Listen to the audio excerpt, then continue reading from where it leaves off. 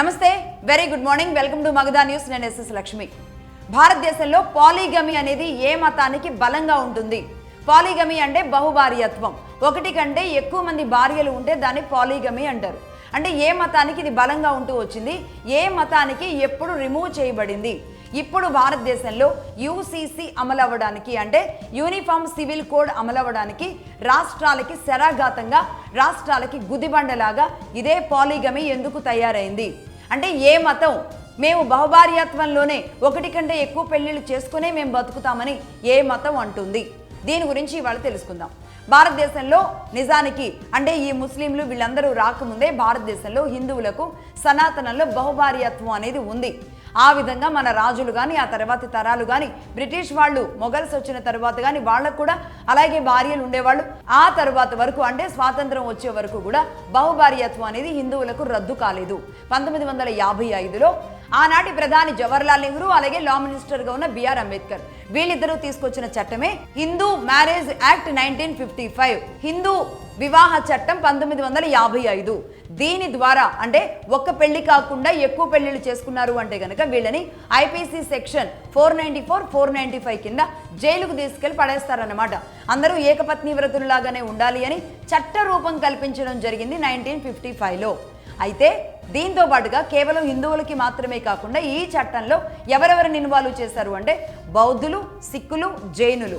అంటే మొత్తంగా భారతదేశంలో హిందువులకి, బౌద్ధులకి, జైనులకి, సిక్కులకి ఈ చట్టంలోకి తీసుకొచ్చారన్నమాట. మరి క్రిస్టియన్లను యాడ్ చేశారా? చేయలేదు. ముస్లింలను చేశారా? చేయలేదు. ఏం జరిగింది అంటే ఇక్కడ ఒక విషయం చెబుతా. నిజానికి బ్రిటిష్ వాళ్ళు వచ్చిన తర్వాతే భారతదేశంలోకి క్రిస్టియానిటీ వచ్చింది కదా. అయితే వాళ్ళు వచ్చిన తర్వాత వీళ్ళు మత వ్యాప్తికి మాత్రం రెడ్ కార్పెట్ పరిచారు. అలాగే ఒక చట్టం తీసుకొచ్చారు. అది కూడా వీళ్ళు 1872లో అంటే వీళ్ళు పాలిగమి అనేది క్రిస్టియానిటీలో రద్దు అని చెప్పారన్నమాట. అంటే బైబిల్ అనుసంధంగా ఉండాలి అని చెప్పారు. బట్ ఎంతవరకు ఎవరు పాటిస్తున్నారు? ఒకవేళ వాళ్ళు బహుభార్యత్వం కలిగి ఉంటే కనుక వాళ్ళు చట్టాల పరిధిలోకి వస్తారా లేదా అనేది ఈనాటికి కూడా క్వశ్చన్ మార్కే.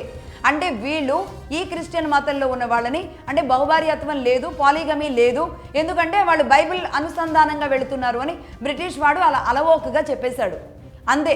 అంటే వాళ్ళ మతానుసారంగా వెళుతుంది తప్ప ఇది చట్టంలోకి అయితే రాలేదు. కాబట్టి వాళ్ళు అటు ఫాలో అవుతారా లేదంటే భారతదేశ చట్టాన్ని ఫాలో అవుతారా? ఇటైతే రారు. ఎందుకంటే ఇది హిందూ మ్యారేజ్ యాక్ట్ అని పెట్టేశారు. ఈ విధంగా పెట్టడం ద్వారా ముస్లింలు కానీ, క్రిస్టియన్లు కానీ లేదు.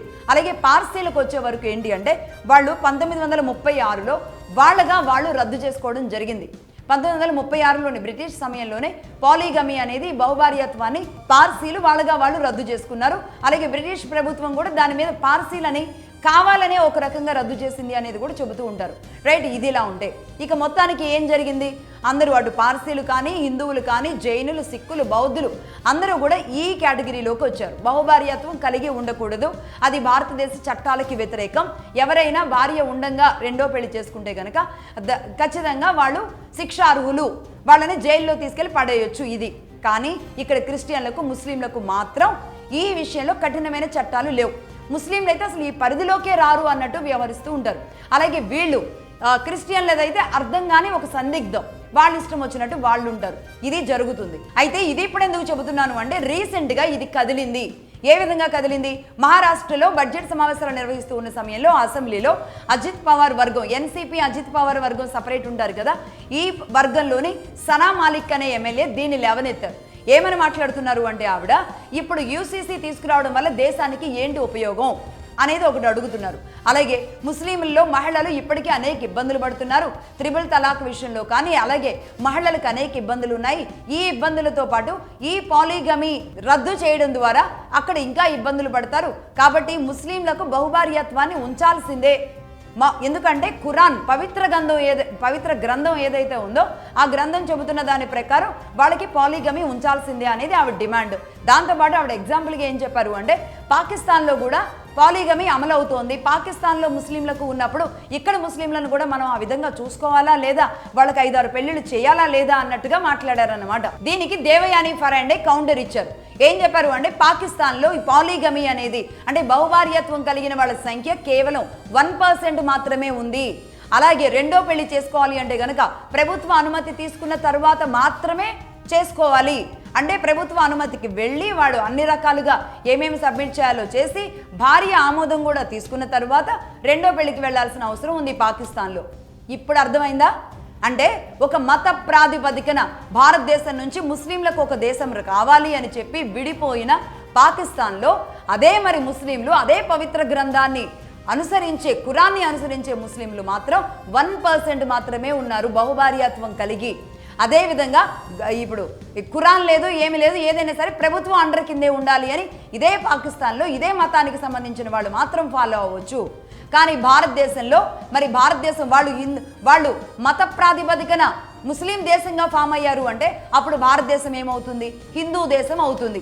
ఇది హిందూ దేశం. హిందూ దేశంలో మాత్రం ఈ మతానికి సంబంధించిన వాళ్ళు ఎవరైతే ఉన్నారో వీళ్ళకి మాత్రం వీళ్ళ మతానుసారంగా చట్టాలు ఉండాలట. ఇది ఎక్కడ దుర్మార్గం? ఏ దేశంలో అయినా సరే ఇలా నడుస్తుందా? ఏ దేశంలో అయినా సరే ఊరుకుంటారా? మీ ఇష్టం వచ్చినట్టు చేస్తామంటే మీ ఆటలు సాగుతాయా? ఇక్కడ సాగనివ్వరు. అయినా సరే ఇప్పటి వరకు సాగాయి. సరిగ్గా ఇంకొక 21 సంవత్సరాలు అయిందంటే గనక భారతదేశానికి స్వాతంత్రం వచ్చి 100 ఏళ్ళు అవుతుంది.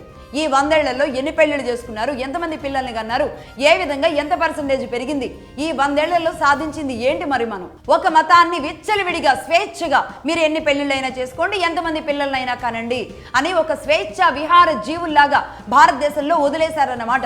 ఇదే జవహర్లాల్ నెహ్రూ గారు, అంబేద్కర్ గారు మరి ఎందుకు ముందు చూపుతో ఈ విషయంలో ఆలోచించలేకపోయారు?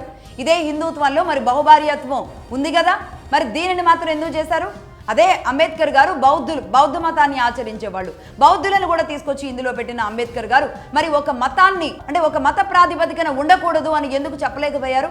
ఎందుకంటే రాజ్యాంగం మత ప్రాతిపదికన కాదు అనేది ఖచ్చితంగా ఇదే అంబేద్కర్ గారు అండ్ టీం రాసిన రాజ్యాంగంలో ఉంది. మత ప్రాతిపదికన చట్టాలు లేవు భారతదేశ రాజ్యాంగంలో. బట్ ఈ విషయాన్ని అంబేద్కర్ గారు చెప్పినా మరి జవహర్లాల్ నెహ్రూ గారు పట్టించుకోలేదు. ఎందుకంటే ఆయనకి ముస్లింలు అంటే అపారమైన ప్రేమ, విపరీతమైన ప్రేమ. ఆ ప్రేమకి ఎల్లలు కట్టడి ఉండదు.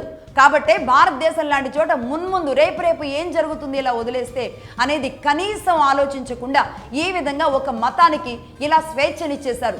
కానీ హిందూ మతానికి మాత్రం కఠినమైన చట్టాలు తీసుకురాగలిగారు. తీసుకురావడం తప్పేం లేదు, తీసుకురావాలి, ఆ పరిస్థితులకు అనుగుణంగా ఉండాలి. కానీ ఈ మతాన్ని ఇన్నేళ్ల పాటు వదిలేస్తే అంటే మరొక్క 20 సంవత్సరాల్లో 100 ఏళ్ళు కావస్తుంది భారతదేశానికి స్వాతంత్రం వచ్చి. మరి అంటే ఇన్నేళ్ల పాటు వాళ్ళు ఇష్టం వచ్చినట్టుగా ఇంత స్వేచ్ఛగా ఈ విధంగా విహరించారన్నమాట వాళ్ళ కుటుంబాలతో. వీళ్ళు మాత్రం ఇలా చట్టాల్లో చిక్కుకుపోయి అనేక రకాల ఇబ్బందులు పడుతూ ఈ డైవర్స్ అంటూ ఇవంటూ అవంటూ కోర్టుల చుట్టూ తిరుగుతూ వీళ్ళ కుటుంబాలని, హిందువుల కుటుంబాలనేమో సర్వనాశనం చేసుకుంటున్నారు. ఈ విధంగా జరుగుతూ వచ్చింది. అయితే ఇప్పుడు నేను ఇంకొక విషయం చెప్తాను. ఇక్కడ ముస్లింలకు మాత్రమే ముస్లిం పర్సనల్ లా చట్టం అనేది ఉంటుంది. అది ఎప్పుడు వచ్చింది అంటే బ్రిటిష్ వాడు భారతదేశంలో ఉన్నప్పుడే 1937లోనే వీళ్ళు ఈ చట్టం తెచ్చుకున్నారు భారతదేశంలో. ఎలా? ముస్లిం పర్సనల్ లా షరియత్ అప్లికేషన్ అనేది ఏదైతే ఉందో దానిని 1937 ప్రకారం భారతదేశంలో చూపించుకున్నారు. ఈ ఖురాన్ ప్రకారం, మా మత గ్రంథం ప్రకారం 1937ని చూపించి ఈ విధంగా మా మతం మా స్వేచ్ఛ అని చెప్పి అలా విచ్చలవిడిగా వెళ్ళిపోయారు. బ్రిటిష్ వాడి దగ్గరే ఒక రకంగా ఇవన్నీ పెట్టుకున్నారు. అప్పటి నుంచి ఇప్పటి వరకు వాళ్ళ ఆటలు సాగిస్తున్నారన్నమాట. అయితే ఇప్పుడు యూసీసీ భారతదేశానికి రావాల్సిన అవసరం ఉందా లేదా? యూసీసీకి ఏ రాష్ట్రాలు వ్యతిరేకంగా ఉన్నాయి? ఏ రాష్ట్రాలు వ్యతిరేకంగా ఉంటాయి? నార్త్ ఈస్ట్ ఫస్ట్ ఉంటుంది ఇందులో. ఎందుకంటే నార్త్ ఈస్ట్లో ఎప్పుడు అన్రెస్ట్ ఉంటుంది అని చెప్పాను, గుర్తుందా? ఉల్ఫా తీవ్రవాదులు, లేదంటే బోడో తీవ్రవాదులు, నాగా తీవ్రవాదులు, ఇలాంటి వాళ్ళందరూ అక్కడ ఉంటారు. అంటే భారత ప్రభుత్వం ఏ నిర్ణయం తీసుకున్నా దాన్ని వ్యతిరేకించడమే పనిగా పెట్టుకొని అక్కడ ఉన్న ప్రజల్ని రెచ్చగొడుతూ ఉంటారన్నమాట. ఇది గిరిజన ప్రాంతాలు, ఈ ప్రాంతాల్లో ఇక్కడ చట్టాలు, ఇక్కడ మతాలు, ఇక్కడ కల్చర్ వేరే ఉంటుంది, ఇక్కడ దాంట్లోకి చొరబడొద్దు అని వాళ్ళు ఇష్టం వచ్చినట్టు చేస్తూ ఉంటారు. అందులో భాగంగా ఏ ప్రాంతాలు? మిజోరాం, నాగాలాండ్, జార్ఖండ్, ఛత్తీస్గఢ్, మేఘాలయ. ఇక దక్షిణాది విషయానికి వస్తే 5 రాష్ట్రాలు ఉంటే 5 రాష్ట్రాల్లో 4 రాష్ట్రాలు వ్యతిరేకంగానే ఉన్నాయి. ఎందుకంటే అక్కడ కేరళ, సరే ఇప్పుడు కాదు, మొన్నున్న లెఫ్ట్ పినరయి విజయన్ ఉన్నప్పుడు కూడా ఇదే విధంగా వ్యతిరేకించారు యూసీసీని. ఇప్పుడు కాంగ్రెస్ ఉంది కాబట్టి ఖచ్చితంగా వ్యతిరేకిస్తుంది. కేరళ అలాగే ఉంది, కర్ణాటక అలాగే ఉంది, తమిళనాడు అలాగే ఉంది, తెలంగాణ అలాగే ఉంది. ఇక మిగిలింది ఏపీ ఏంటి అంటే మధ్యస్థంగా ఉందన్నమాట, ఎటూ చెప్పకుండా. నిజానికి ఆనాడు వైసీపీ గవర్నమెంట్ ఉన్నప్పుడు ముస్లిం ఓటు బ్యాంక్ కోసం వీళ్ళు ఖచ్చితంగా మేము వ్యతిరేకిస్తున్నాం, యూసీసీని రాష్ట్రంలోకి అలౌ చేయమని జగన్మోహన్ రెడ్డి గారు అనే టీం చెప్పేశారు. అంటే కేవలం ముస్లిం ఓట్ల కోసం యూసీసీని ఆనాడు వైసీపీ వద్దంది.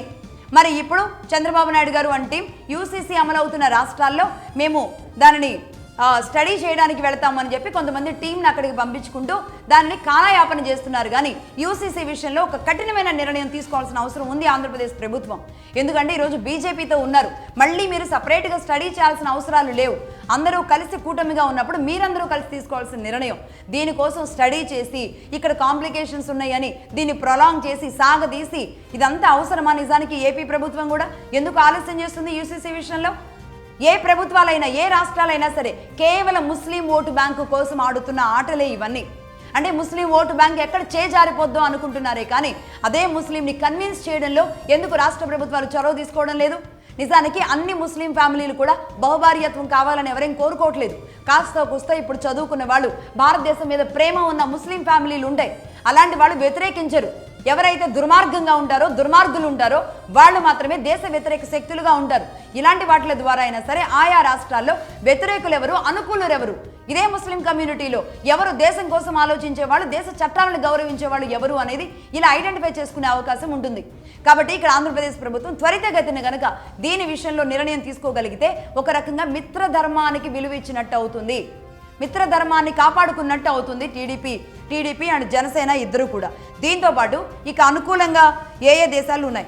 అస్సాం 2024లో యూసీసీ బిల్లు పెట్టి ఒక రకంగా ముస్లింలతో సహా మొత్తం అందరూ యూసీసీ కింద వస్తారు. అందరూ కూడా ఇక సింగిల్ మ్యారేజ్ చేసుకోవాల్సిందే, అందరూ ఒకేలా ఉండాల్సిందే. వాళ్ళే కాదు, యూసీసీ అమల్లోకి వచ్చిన తర్వాత మతాల ప్రాతిపదికన చట్టాలు రిజర్వేషన్లు ఉండవు, చట్టాలు ఉండవు. ఇక రేపు మతం మారిన తర్వాత, క్రిస్టియన్లో నుంచి మతం మారిన తర్వాత నేను రిజర్వేషన్ తీసుకుంటా, మా ఇష్టం వచ్చినట్టు వెళతా అనడానికి కూడా ఆటలు సాగవు. ఇక నుంచి యూసీసీ కిందే, భారతదేశం అంతా యూసీసీ కిందే ఉంటుంది, ఒకే చట్టం కింద ఉంటుంది. ఇష్టం వచ్చినన్ని చట్టాలు ఇష్టం వచ్చినట్టు ఉండవు, ఈ విధంగా ఉంటుంది. ఇందులో భాగంగా ఇక్కడ బీజేపీ పాలిత ప్రాంతాలు ఉత్తరాఖండ్ అండ్ అస్సాం ఇలాంటి ప్రాంతాలన్నీ కూడా ఈ విధంగా ముందుకెళ్తున్నాయి. ఇది అసలు మొత్తానికి మహారాష్ట్ర అసెంబ్లీ నుంచి కదలికతో మొత్తం దేశవ్యాప్తంగా పెద్ద చర్చ అయింది. నేషనల్ మీడియా దాదాపుగా 4 రోజుల నుంచి దీని గురించే మాట్లాడుతూ ఉంది. ఇక చివరికి మొన్న 27వ తారీఖున ఈ ఎన్సీపీ అజిత్ పవార్ టీం అధ్యక్షుడు, పార్టీ అధ్యక్షుడు ఎవరైతే ఉంటారో ఆయన, ఇది సనా మాలిక్ అనే ఎమ్మెల్యే తన సొంత నిర్ణయమే తప్ప ఇది పార్టీ నిర్ణయం కాదు, అలానే మేము మహిళలకి రెస్పెక్ట్ ఇస్తూనే ఉంటామని చెప్పిన తర్వాత ఒక రకంగా చల్లారిందన్నమాట. ఇక ఇదంతా చర్చ జరుగుతున్న సమయంలో ఇక గతంలో ఏప్రిల్లో అమిత్ షా గారు పార్లమెంట్లో మాట్లాడిన ఒక అంశం తెర మీదకి తీసుకొచ్చారు కొంతమంది. అదేంటి అంటే సమాజ్వాదీ పార్టీ ఎంపీలందరూ కూడా ఈ పాలిగమీ అనేది ముస్లిం మత ప్రకారం ఉండాలి, అలాగే యూసీసీ అనేది భారతదేశానికి సేఫ్ కాదు అంటూ ఇష్టం వచ్చినట్టు మాట్లాడారు. అఖిలేష్ యాదవ్, సమాజ్వాదీ పార్టీ ఎంపీ అఖిలేష్ యాదవ్ దీనిని ఖండిస్తూ అధికార పార్టీని ప్రశ్నలు లేవనెత్తారన్నమాట. దీనికి అమిత్ షా గారు కౌంటర్ ఇచ్చారు, మామూలు కౌంటర్ కాదు, ఒక రకంగా పేలిపోయే కౌంటర్ ఇచ్చారు. ఆయన ఒకటే మాట అన్నారు, మత ప్రాతిపదికన చట్టాలు ఉండవు, అలా ఉండాలి అనుకున్న వాళ్ళు భారతదేశంలో ఉండాల్సిన అవసరం లేదు, నెంబర్ 1. అలాగే నెంబర్ 2, ఒకవేళ మీరు అన్నట్టు ఆ షరియా చట్టాలే కనుక భారతదేశంలో ఇంప్లిమెంట్ చేద్దామా, మరి కేవలం పెళ్లిళ్ళ కోసమే చేద్దామా, అన్ని విషయాల్లో కూడా చేద్దామా?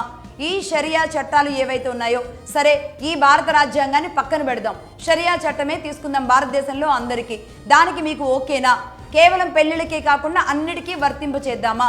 ఎన్నిటికీ ఎలా ఉంటుంది అంటే ఈ షరియా లా ప్రకారం, అంటే ఈ షరియా చట్టాలు ఉన్న దేశాలు ఎలా ఉంటాయంటే దొంగతనం చేస్తే చేతులు నరికేయడం, జాతీయ జెండాని దూషించినా తిట్టినా ఉరికంబానికి ఏలాడేయడం, లెస్బియన్లుగా లేదంటే హోమో ఇలాంటివి మా ఇష్టం వచ్చినట్టు చేస్తాం, మా ఇష్టం వచ్చిన ఆపరేషన్లు చేయించుకుంటాం, మా ఇష్టం వచ్చిన వాళ్ళతో ఉంటామని పిచ్చిగా విచ్చలవిడిగా చేస్తే గనక వీళ్ళకు కూడా మరణ శిక్ష. ఇక దైవ దూషణ, ఈ దైవ దూషణ అంటే రామయ్యని తిడతాం, సీతమ్మని తిడతాం, ఏ దేవుణ్ణైనా ఏ దేవతా విగ్రహాలైనా పగలగొట్టేస్తామంటే నడవదు. ఈ షరియా చట్టాల ప్రకారం వాళ్ళ అల్లాని ఎవరినైనా తిట్టినా, ఆ మత గ్రంథాన్ని ఎవరైనా తక్కువ చేసి మాట్లాడినా వాళ్ళకి భయంకరమైన మరణ శిక్ష ఉంటుంది. ఇక ఈ చట్టం తీసుకొచ్చారనుకోండి, అది హిందువులకు కూడా వర్తిస్తుంది. కాబట్టి ఇక ఎంతమంది ఉరికంబాలకి ఏలాడతారో ఆలోచించండి. ఎందుకంటే పొద్దున్న లేసినప్పటి నుంచి హిందూ మతం మీద, హిందూ దేవీ దేవతల మీద పడి ఏడవడమే కదా, ఈ గుళ్ళు మీద పడి ఏడవడమే కదా ఒక వర్గం కూడా. మరి ఎంతమంది ఉరికంబాలకి వేలాడతారు? ఒకవేళ ఇదే భారతదేశంలో షరియా చట్టాలు పనిచేయవు, మా మత చట్టాలు పనిచేయవు అనుకున్నప్పుడు ఏం చేయాలి?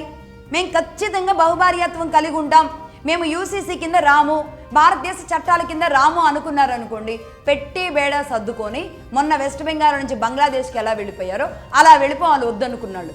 కాదు భారతదేశం చట్టం కిందే ఉంటాము అనుకున్న భారతీయ ముస్లింలు ఎవరైతే ఉంటారో, భారతదేశం మీద ప్రేమ నింపుకున్న ముస్లింలు ఎవరైతే ఉంటారో వాళ్ళు భారతదేశంలో ఉంటారు. అంతేగా, 2 ముక్కల్లో తేలిపోతుంది. కాబట్టి నిజానికి అమిత్ షా గారు అన్నట్టుగా ఇదే షరియా చట్టాలు ఒక్క నెల రోజులు భారతదేశ వ్యాప్తంగా అమలు చేస్తే కనుక మొత్తం సెట్ అయిపోద్ది అనిపిస్తుంది. నేను మొన్న మధ్య చెప్పాను కదా, చైనా చట్టాలు, చైనా మోడల్ రావాలి భారతదేశంలో అని. ఈ విధంగా, ఎందుకంటే వీళ్ళకి పాకిస్తాన్లో కూడా ఇలా బహుభార్యత్వం కలగడానికి లేదు, పిల్లలు కూడా వాళ్ళు ఇష్టం వచ్చినట్టు కనడానికి అక్కడ లేదు. కానీ ఈ భారతదేశంలో మాత్రం మా మతం ఉంది, మా గ్రంథం ఉంది, మేము దానికి అనుగుణంగా వెళతామని విచ్చలవిడిగా మాట్లాడుతూ విచ్చలవిడిగా ఇన్నాళ్ల పాటు వాళ్ళు నడిపించుకుంటూ వెళుతున్నారు. నిజంగా చదువుకున్న ముస్లింలు, జ్ఞానం తెలిసిన ముస్లింలు, భారతదేశ మూలాలు, భారతదేశ డిఎన్ఏ ఉన్న ముస్లింలు ఈ విధంగా లేరు. నేను అందరినీ అనడం లేదు, నేను మళ్ళీ చెబుతున్నా, అందరూ అలా లేరు. కానీ దుర్మార్గంగా మేము వేరు, మా జాతి వేరు, మా మూలాలు వేరు అనుకున్నప్పుడు ఈ మూలాల్లో ఎందుకున్నట్టు? ఈ మూలాలు పెకిలించేయాలా లేదా మరి భారతదేశంలో? దానికి యూసీసీ రావాల్సిన అవసరం ఉందా లేదా? ఖచ్చితంగా రావాలి. ముఖ్యంగా తెలుగు రాష్ట్రాల్లో ఉన్నది ఒకే ఒక్క, తెలుగు రాష్ట్రాలకు దక్షిణాదిలో ఉన్న ఒకే ఒక్క రాష్ట్రం, బీజేపీ సపోర్టెడ్ రాష్ట్రం ఆంధ్రప్రదేశ్. ఆంధ్రప్రదేశ్ కూడా ఇంకా ఆలస్యం చేయడం అనేది సమంజసం కాదు అని మగధా న్యూస్ విన్నపం చేస్తోంది, డిమాండ్ చేస్తోంది. నిజానికి ఇమ్మీడియట్లీ కనుక యూసీసీ అమలు చేస్తే అప్పుడు తెలుస్తుంది. రైట్, ఇది